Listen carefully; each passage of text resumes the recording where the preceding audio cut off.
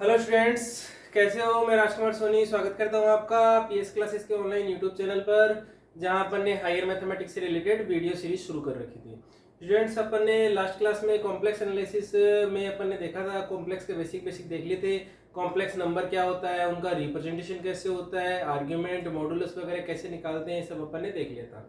अब अपन इसका एक नया चैप्टर शुरू करने जा रहे हैं, कॉम्प्लेक्स फंक्शन।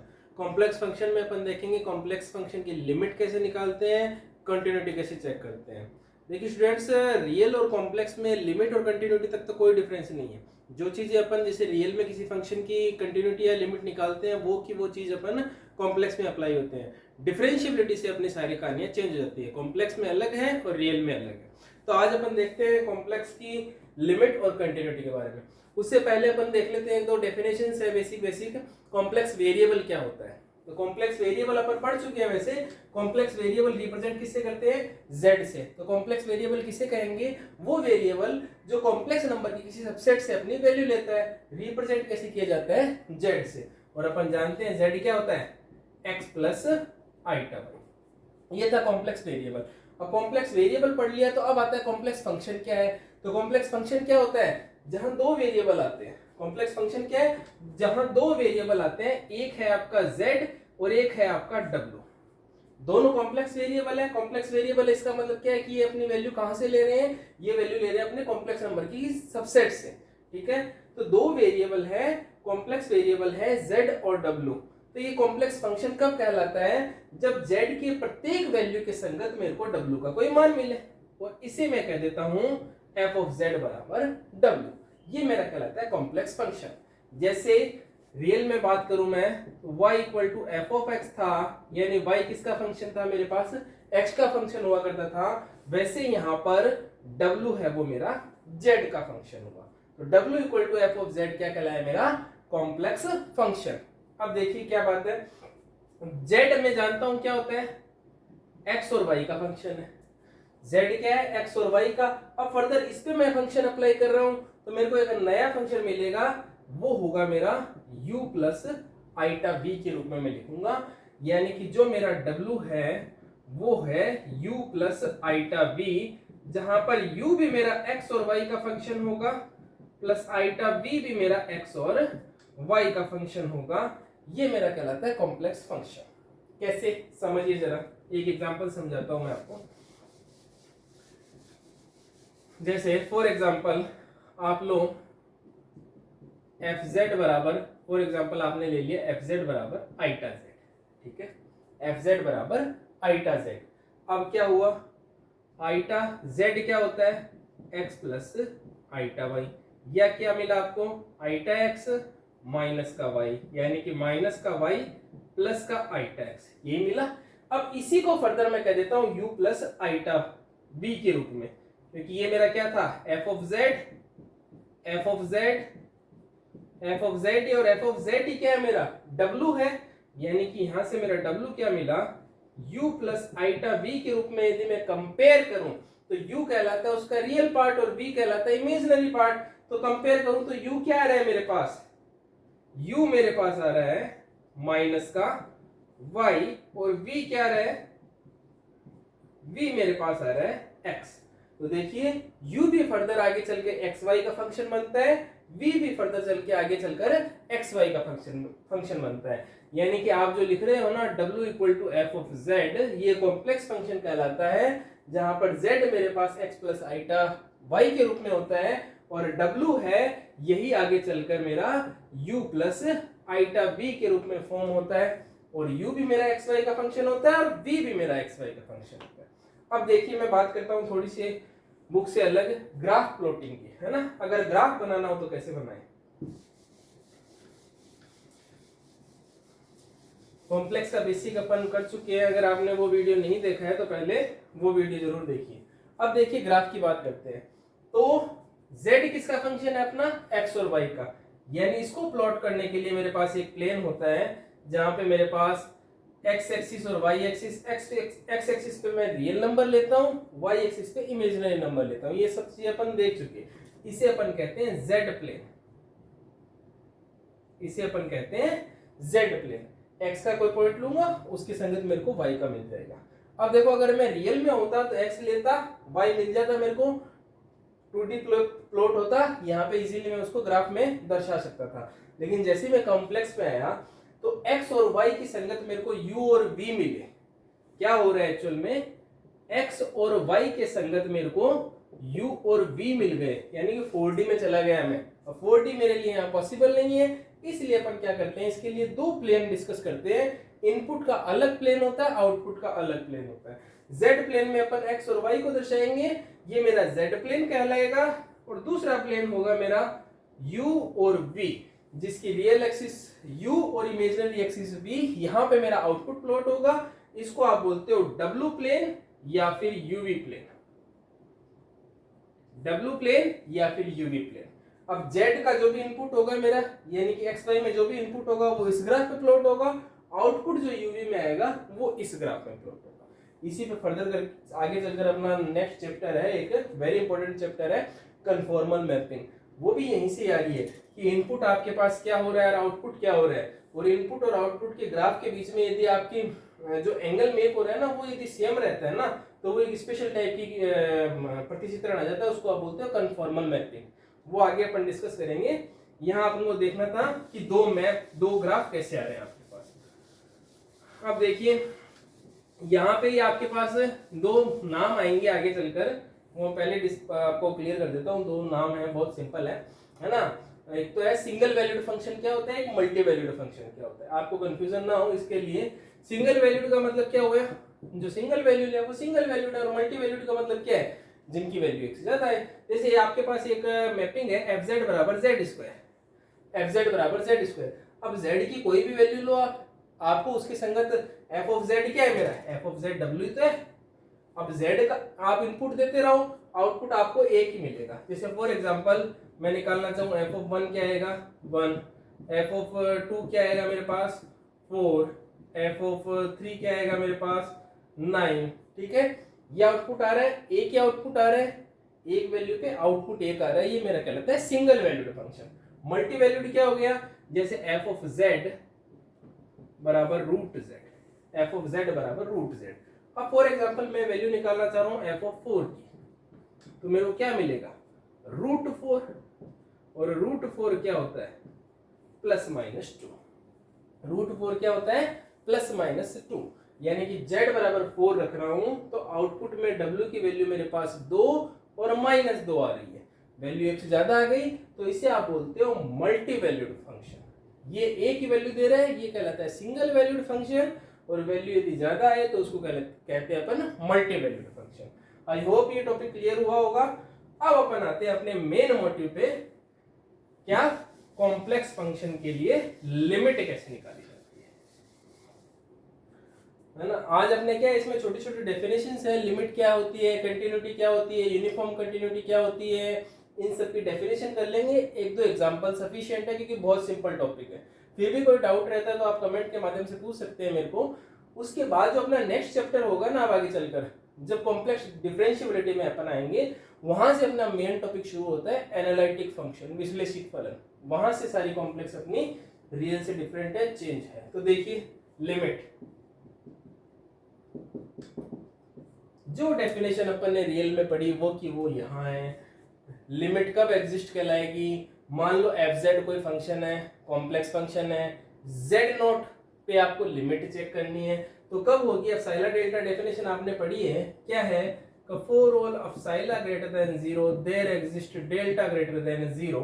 क्या है कि आपको चेक करना है fz कोई फंक्शन है, z बराबर z0 पर चेक करना है, z बराबर z0 पर फंक्शन की लिमिट चेक करनी है। ठीक है, तो उसके नेबरहुड में देखूंगा मैं, तो उसके नेबरहुड कैसे बनाऊंगा कि प्रत्येक एप्सिलॉन ग्रेटर देन 0 के लिए डेल्टा ग्रेटर देन 0 ऐसा हो सच दैट कि जब भी z माइनस z0 का डिस्टेंस डेल्टा से कम हो तो मेरे को क्या मिले।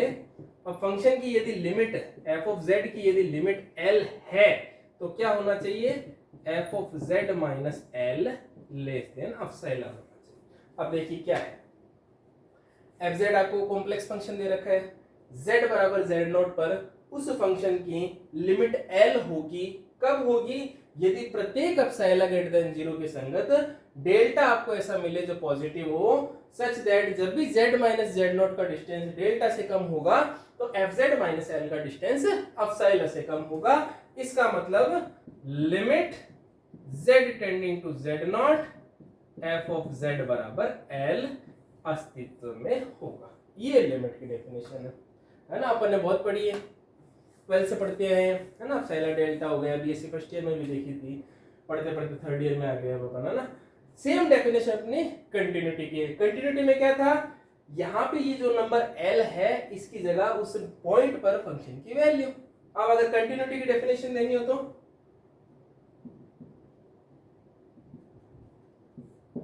कंटिन्यूटी की डेफिनेशन क्या होगी, मेरा फंक्शन f ऑफ z बराबर z नॉट पर कंटिन्यूअस होगा कब, जब for all epsilon greater than 0 there exist delta greater than 0 such that z minus z not less than delta imply f of z minus f of z not less than epsilon. ठीक है, बहुत बार पढ़ी है अपन ने, कोई अपने लिए नई चीज नहीं है, ये चीज रियल में पढ़ी थी, वो की वो चीज अपने कॉम्प्लेक्स में है। ठीक है, लिमिट एंड कंटिन्यूटी सेम है। लिमिट में क्या था, फंक्शन fz की z बराबर z नॉट पर लिमिट l कब अस्तित्व में होगी, जब प्रत्येक एप्सिलॉन ग्रेटर देन 0 के लिए डेल्टा ग्रेटर देन 0 ऐसा अस्तित्व में हो जिसके लिए z माइनस z नॉट जब भी डेल्टा से कम हो तो fz माइनस l एप्सिलॉन से कम हो। इसका मतलब z tending to z not पे fz बराबर l एग्जिस्ट है। अब कंटिन्यूटी की बात कर रहा हूं तो fz फंक्शन है वो z बराबर z नॉट पर कंटिन्यूटी कब होल्ड करेगा, जब प्रत्येक एप्सिलॉन ग्रेटर देन 0 के संगत ऐसा डेल्टा मेरे को पॉजिटिव मिल जाए जिसके लिए z माइनस z नॉट जब डेल्टा से कम हो तो fz minus fz not epsilon से कम हो। स्टूडेंट्स एक बात ध्यान रखिए, जब मैं रियल में बात कर रहा था ना, जैसे ये मान लो मेरा पॉइंट z नॉट है, जब मैं रियल में बात कर रहा था तो इसको एक लाइन पे प्लॉट करता था। अब यहाँ पे लिमिट एग्जिस्ट होने का मतलब क्या है, मैं राइट हैंड से आऊं लेफ्ट हैंड से आऊं दोनों लिमिट की वैल्यू सेम होनी चाहिए। ये था मेरा limit h tending to 0 f of a plus h बराबर limit h tending to 0 f of a minus h। जब मैं रियल की बात कर रहा था तो यही था, क्योंकि उसके रियल नंबर पे किसी पॉइंट पे आसानी के लिए दो ही अप्रोच होती है, या तो लेफ्ट साइड से आओ या राइट साइड से आओ।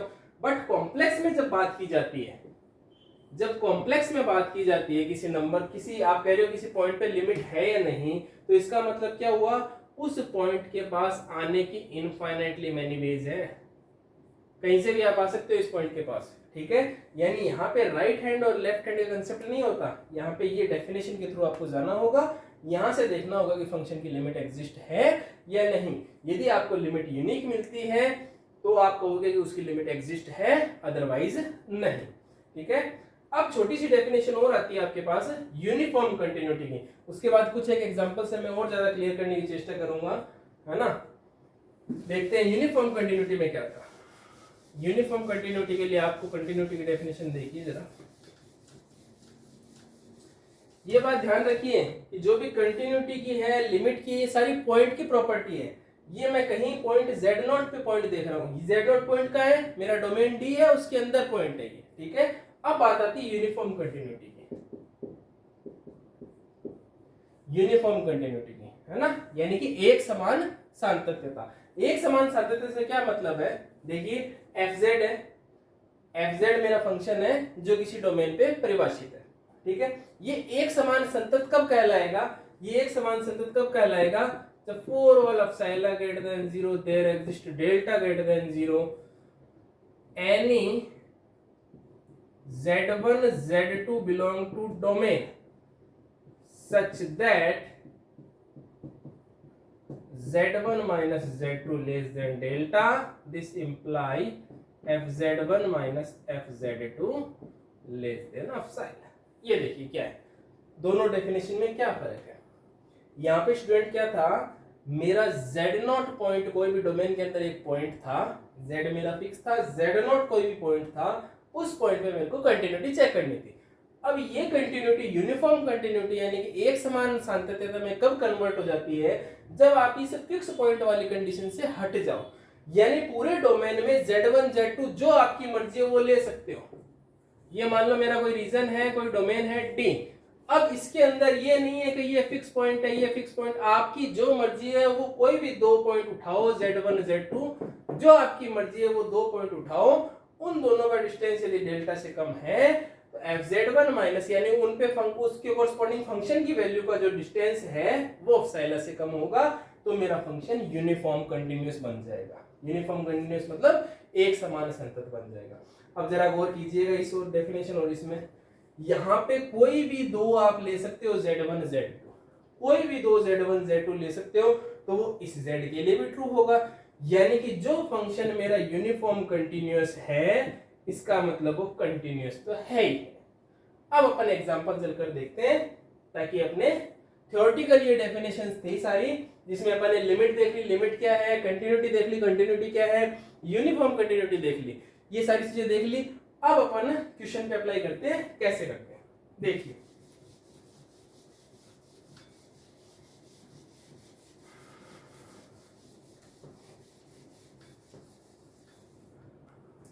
अब देखिए जरा क्वेश्चन करते हैं अपन, जैसे लिमिट के लिए क्वेश्चन करते हैं। तो पहला क्वेश्चन क्या है, पहला क्वेश्चन मेरे पास, limit z tending to 0, limit z tending to 0 z bar upon z, बताइए अस्तित्व में है या नहीं। ठीक है, बताइए अस्तित्व में है या नहीं। तो देखिए limit z tending to 0, z क्या होता है students, x plus iota y, तो z बार क्या हो जाएगा, z बार हो जाएगा x माइनस आइटा वाई। अब ये लिमिट एग्जिस्ट कब होगी, जब इसकी आउटपुट, जब मैं इसकी लिमिट फाइंड करूंगा तो वो मेरे को यूनिक मिले, तभी मैं कहूंगा लिमिट एग्जिस्ट है। तो आइए, this imply limit z tending to 0, z 0 पे जा रहा है, z 0 पे कब जाएगा, जब इसका रियल पार्ट और इमेजिनरी पार्ट दोनों अलग अलग 0 पे जाए, तभी z 0 पे जाएगा, यानी कि x भी 0 पे जाना चाहिए और y भी 0 पे जाना चाहिए। तो लिमिट z टेंडिंग टू 0 का मतलब होता है x tending to 0 and y tending to 0। z bar का मतलब क्या हुआ, x माइनस आइटा y, और z का मतलब क्या हुआ, x प्लस आइटा y। अब देखिए स्टूडेंट्स, यहां मेरी कहानी सारी शुरू होती है पाथ से इंडिपेंडेंट है या पाथ से डिपेंड कर रहा है। अपन ने बीएससी सेकेंड ईयर में हायर कैलकुलस देखा था, हायर कैलकुलस में अपन ने जब एक फंक्शन से बढ़कर दो फंक्शन की लिमिट्स निकाली थी ना, तो वहां अपन ने देखा था लिमिट कब एग्जिस्ट करती है और कब नहीं, दो फंक्शन की बात आई थी। तो यदि वो पाथ से इंडिपेंडेंट है तो अपन कहते थे लिमिट एग्जिस्ट है, और पाथ पे डिपेंड कर रही है तो अपन कहते थे लिमिट एग्जिस्ट नहीं है। अब ये क्या कह रहे हैं, 0 पॉइंट है यहाँ। अब 0 के पास सबसे आसान तरीका है आने का कि आप एक्सिस के अलोंग आओ, या तो एक्स एक्सिस के अलोंग आ जाओ या वाई एक्सिस के अलोंग आ जाओ। भाई इसका मतलब ये हुआ, इसको देखो पढ़ने के 2-3 तरीके हैं, है ना, मैं दोनों तीनों तरीके बताता हूँ आपको। क्या है, पहला मैं एक्सिस के अलोंग आ रहा हूँ, है ना, मेरे को 0 के पास ही आना है, यानी कि मैं एक्स के अलोंग आ रहा हूँ, यहां तक लिख दिया मैंने। अब मैं एक्स एक्सिस के अलोंग आ रहा हूं, एक्स एक्सिस के अनुदिश, एक्स के अनुदिश आ रहा हूं, यानी मैं एक्स एक्सिस के ऊपर चलकर आ रहा हूं 0 के पास, यही मतलब हुआ। अब मैं एक्स एक्सिस पे आ रहा हूं, तो स्टूडेंट्स इस पे एक्स एक्सिस पे वाई की वैल्यू क्या होती है, 0, तो दिस इंप्लाई y बराबर 0, therefore limit x tending to 0, y तो पहले से 0 गया, तो बचा क्या आपके पास, x अपॉन x, जो वैल्यू मिली आपको 1। अब देखिए ये तो मैं आया x x के अनुदिश, अब अलोंग y एक्सिस यानी कि y x के अनुदिश, y x के अनुदिश या फिर अलोंग y एक्सिस। अब मैं y एक्सिस के ऊपर चलकर 0 के पास आ रहा हूं, तो y पे आऊंगा तो y पे x की वैल्यू क्या होती है, दैट इज x बराबर 0, y एक्सिस पे x बराबर 0 होता है। This imply limit y tending to 0, इसमें x तो ऑलरेडी 0 है, तो बचा क्या आपके पास, minus iota y upon plus iota y which is -1। यानी जब मैं x के अलोंग गया तब तो मेरे पास 1 मिल रहा है, और जब y के अलोंग जा रहा हूं तो मेरे पास -1 मिल रहा है। दोनों सेम नहीं है, इसका मतलब यूनिक नहीं है, इसका मतलब लिमिट डज नॉट एग्जिस्ट, सीमा का मान अस्तित्व में नहीं है। अब देखिए एक मेथड और अपन ने वहां भी किया था, है ना, हायर कैलकुलस में किया था अपन ने, यदि वो पाथ डिपेंडेंट है, पाथ डिपेंड कर रहा है, x के अनुदिश आ रहा हूं तो 1 आ रहा है, y के अनुदिश आ रहा हूं तो -1 आ रहा है, अलग अलग आ रही है, सेम नहीं आ रहा है, इसका मतलब लिमिट कैसे एग्जिस्ट हो सकती है। अब दूसरा और यहां तक लिख लिया, अब आपको आना है 0 के अनुदिश, तो आप एक पाथ ले लो, कौन सा पाथ, टेक y बराबर mx। अब y बराबर mx स्टूडेंट जैसे ही मैंने लिया तो इसमें जैसे ही x बराबर 0 जाएगा तो y तो ऑटोमेटिकली 0 हो रहा है। अब यानी कि मैं क्या कर रहा हूं, दो फंक्शन को एक फंक्शन का फंक्शन बना रहा हूं। यहाँ पे x और y दो थे मेरे पास, यहाँ पे मैंने क्या किया, y को x पे डिपेंड करवा दिया, y बराबर mx ले लिया, यानी कि अब मेरे पास जहां जहां y है वहां मैं mx लिख दूंगा, और जैसे ही x बराबर 0 जा रहा है तो y तो ऑटोमेटिकली 0 पे जा रहा है। तो मेरे को क्या मिल जाएगा यहाँ पे, लिमिट x बराबर 0 x माइनस आइटा, y की जगह लिख दो mx upon x plus iota, y की जगह लिख दिया mx। x कॉमन ले लो और काट दो, क्या बचा आपके पास, 1 minus iota m 1 plus iota m, तो लिमिट की वैल्यू क्या आ गई, 1 minus iota m upon 1 plus iota m। ये आपके पास लिमिट की वैल्यू आ गई, जो किस पे डिपेंड कर रही है, m पे डिपेंड कर रही है, और जैसे ही m पे डिपेंड कर रही है इसका मतलब पाथ डिपेंडेंट हो गया। पाथ डिपेंडेंट इसका मतलब लिमिट डज नॉट एग्जिस्ट, ठीक है, इसका मतलब लिमिट डज नॉट एग्जिस्ट, इसका मतलब लिमिट डज नॉट एग्जिस्ट, ठीक है। सीमा का मान अस्तित्व में नहीं है, क्यों अस्तित्व में नहीं है, क्योंकि यहां आपने देखा जब मैंने mx लिया तो m पे डिपेंड कर रही है, x और y के अनुदिश आ रहा था, तो एक बार 1 मिला, एक बार -1 मिला, इसका मतलब सीमा का मान अस्तित्व में नहीं है। ये आया आपका लिमिट का एग्जांपल। अब अपन कंटिन्यूटी और यूनिफॉर्म कंटिन्यूटी के बारे में भी देखते हैं। आई होप समझ में आया होगा, फिर भी कहीं भी कोई भी डाउट रहता है तो प्लीज कमेंट करके आप आराम से पूछ सकते हैं। अब एक सवाल और देता हूं मैं आपको कंटिन्यूटी के बारे में। आपको कंटिन्यूटी चेक करनी है कहां, 0 0 पर, ठीक है। कहां कंटिन्यूटी चेक करनी है, 0 0 पर। फंक्शन है आपका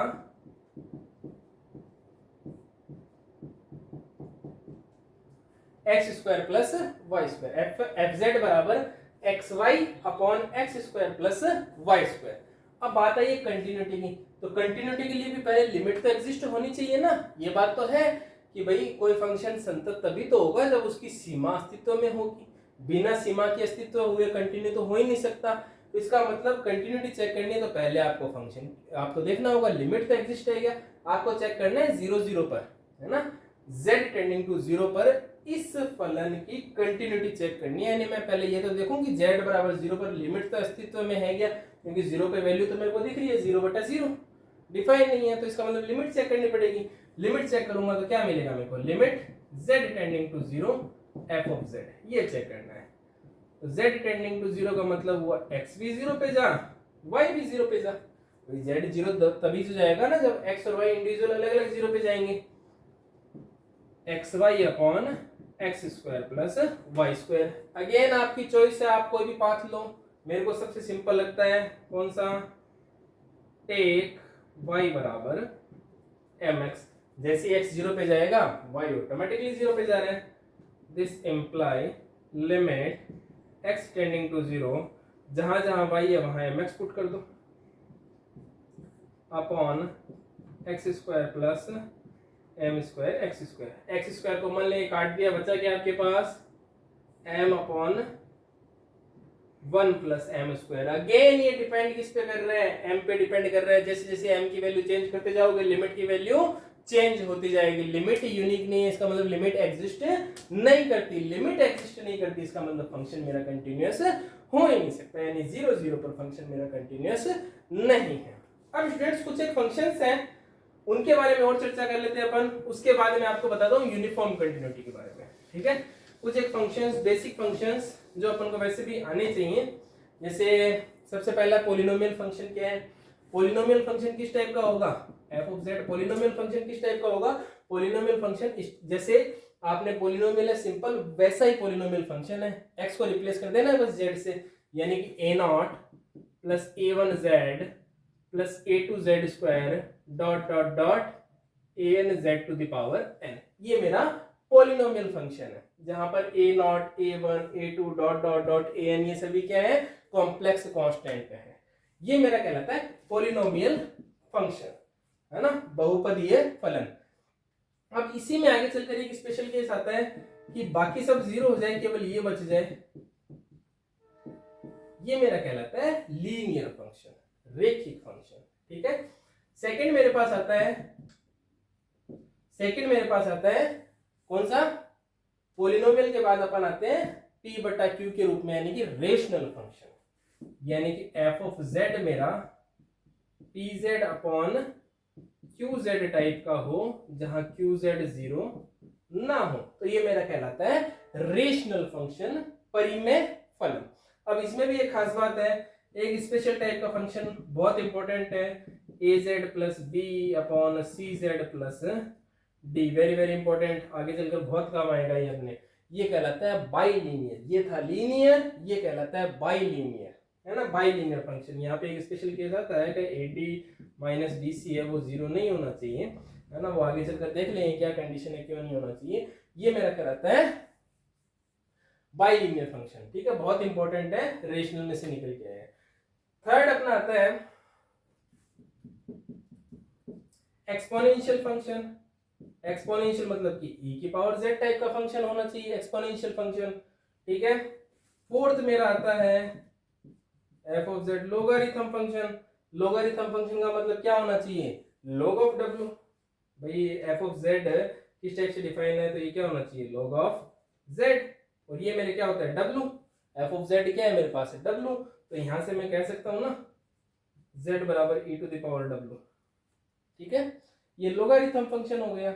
इस टाइप के कुछ जनरल फंक्शंस हैं जिनका अपन को नॉलेज होना चाहिए। ठीक है, अब अपन देखते हैं यूनिफॉर्म कंटिन्यूटी के कुछ एग्जांपल्स। बाकी स्टूडेंट्स लिमिट्स के कुछ अलजेब्रा हैं, कंटिन्यूटी के अलजेब्रा हैं, है ना, जो अपन जिससे उसमें किए थे शुरू में स्टार्टिंग में कॉम्प्लेक्स में, सेम वही है ना, कि फंक्शन है एक एफ जेड जिसकी z बराबर z नोट पर लिमिट l है, दूसरा gz है उसकी m है, तो दोनों का सम भी कर सकते हैं, उसकी लिमिट l प्लस m हो जाएगी, मल्टीप्लाई भी कर सकते हैं, उनकी lm हो जाएगी। ये कुछ बेसिक अलजेब्रास है, अगर उसमें कुछ डाउट हो तो आप पूछ सकते हैं, उस पर अलग से वीडियो में बना दूंगा। अब आइए यूनिफॉर्म कंटिन्यूटी के बारे में। f of z for example आपको दे रखा है 1 अपॉन z स्क्वायर, यहाँ पे डिपेंड करता है मेरा रीजन पे। ठीक है, मैं बाद में एक आपको ट्रिक भी बताऊंगा कि आप फंक्शन को देख के डायरेक्ट कैसे कंक्लूड कर सकते हैं कि यूनिफॉर्म कंटिन्यूअस होगा या नहीं होगा, उस रीजन में, दिए गए रीजन में।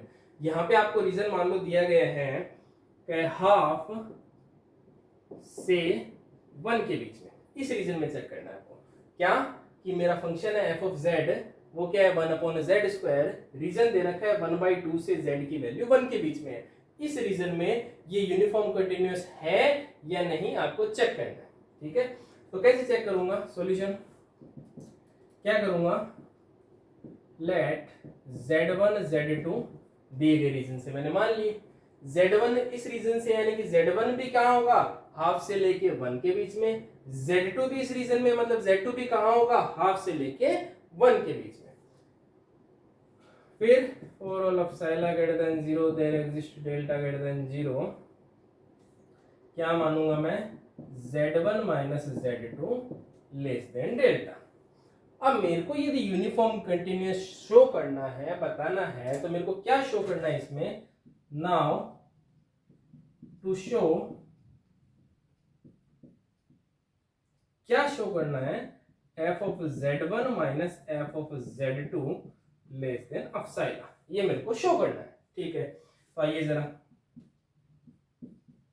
f of z1 minus f of z2 define करूंगा, क्या आएगा, देखिए f ऑफ z जब 1 अपॉन z स्क्वायर था, तो f ऑफ z1 क्या आएगा, 1 upon z1 square, minus f of z2 क्या आएगा, 1 अपॉन z2 स्क्वायर। सरल कीजिए, क्या मिला, z2 square minus z1 square Z1 square Z2 square, यही है। इसको आप लिख सकते हो Z1 square minus Z2 square upon Z1 का स्क्वायर Z2 का square. Z1 minus Z2 square करूं या Z2 माइनस Z1 करूं, मोड में कोई फर्क पड़ना नहीं है, ठीक है। नाउ यहां से देखिए a square minus b square क्या होता है, a plus b a minus b. Therefore ये मेरे को क्या मिलेगा, Z1 minus Z2 Z1 plus Z2 upon Z1 के मोड का स्क्वायर Z2 के मोड का स्क्वायर, ठीक है। अब देखिए जरा, Z1 माइनस Z2 तो मैं मान के चला हूं लेस देन डेल्टा है, यानी ये पूरी स्कीम मेरी आएगी लेस देन डेल्टा। अब Z1 प्लस Z2 है तो ध्यान दीजिएगा मोड में Z1 प्लस Z2 है, ये always less than equal to होता है mode Z1 plus mode Z2। इस इनइक्वालिटी का मैं यदि यूज करूं तो this is less than equal to क्या आएगा, mode Z1 plus mode Z2।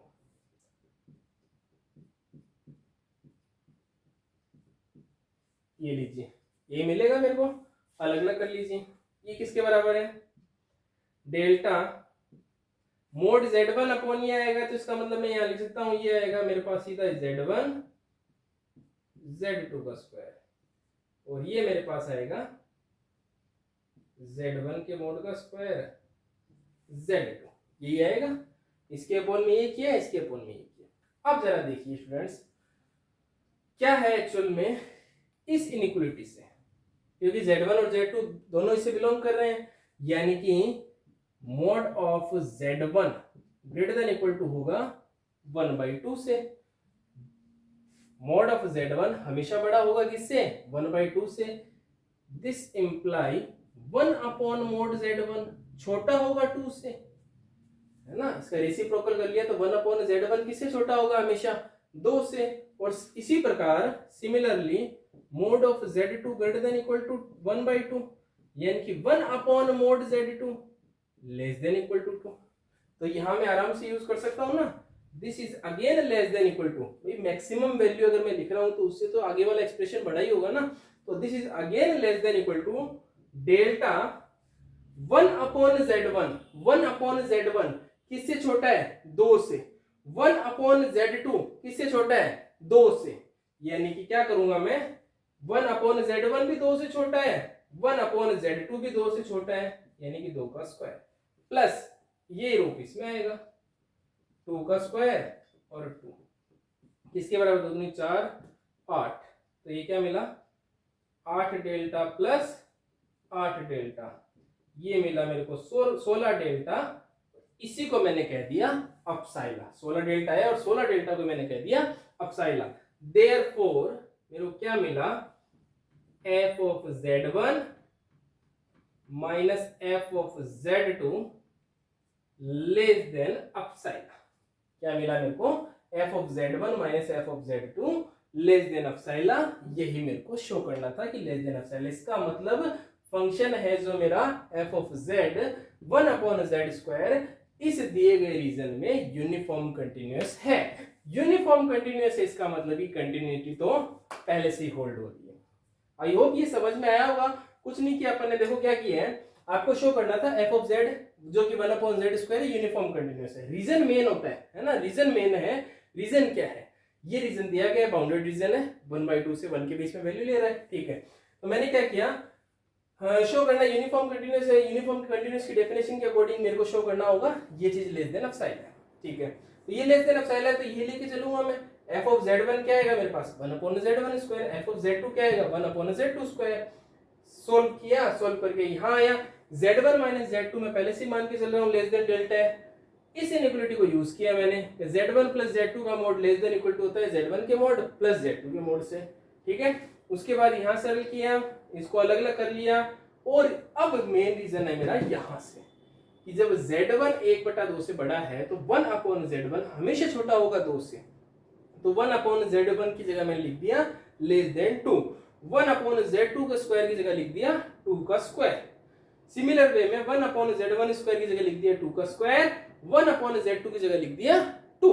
इसको सोल्व किया 16 डेल्टा और उसी को मैंने एप्सिलॉन मान लिया, यानी कि f(z1 - f(z2) less than epsilon आ गया। इसका मतलब मेरा फंक्शन यूनिफॉर्म कंटिन्यूअस है इस दिए गए रीजन में।